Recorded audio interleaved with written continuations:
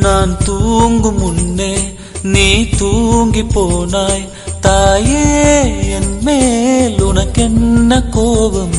கண்ணான கண்ணே, என் தெய்வ பெண்ணே, கண்ணில் தூசி நீ ஊத வேண்டும். ஐயோ ஏன் இந்த சாபம் எல்லாம் என்றோ நான் செய்த பாவம்.